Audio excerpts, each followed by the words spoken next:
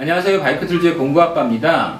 오늘은 타이어 상식 중에서 타이어의 교체 시기, 그 다음에 타이어의 보관 방법에 대해서 좀 알아보려고 하는데요. 타이어의 교체 시기에 대해서 물어보는 분들이 상당히 많아요. 언제 갈아야 되느냐.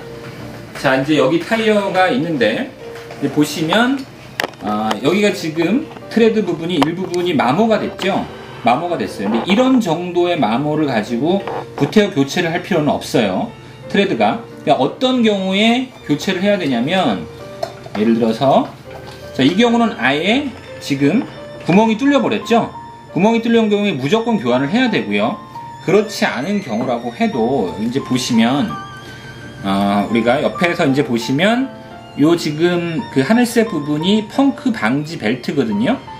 요런 부분이 있는 타이어의 경우에는 아까처럼 이제 여기가 닳았는데, 이면이 닳았는데 이 안에 이 부분이 겉으로 보이는 경우, 또는 펑크 방지 벨트가 없는 경우에는 이 안쪽 면, 이 뼈대가 되는 면을 이걸 카카스라고 불러요. 타이어에서.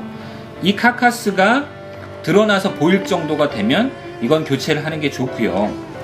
그 다음에 아까 트레드가 닳은 경우에도 예외가 있다면 MTB의 경우에는 이런 트레드의 노브들이 상당히 큼지막하게 이렇게 나와 있는데, 이거는 MTB에서 굉장히 중요한 역할을 하거든요. 밀리지 않는 데 있어서.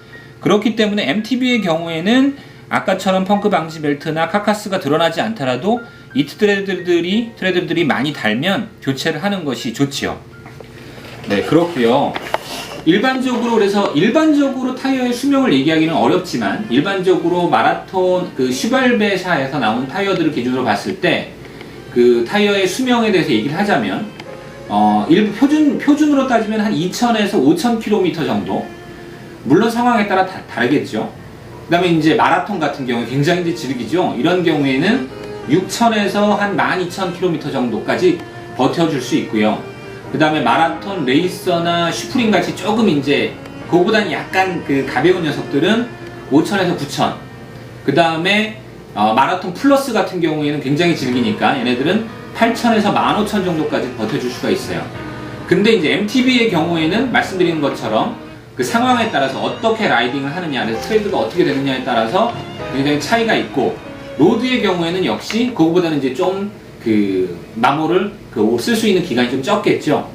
그래서 요거는 일반적인 걸 말씀드린 거고, 그거는 기본적인 상황에 따라서 아까 처음에 말씀드린 거에 따라서 선택을 하셔서 교환을 하는 게 좋고요. 그 다음에 이제 보관에 대한 문제도 있는데요.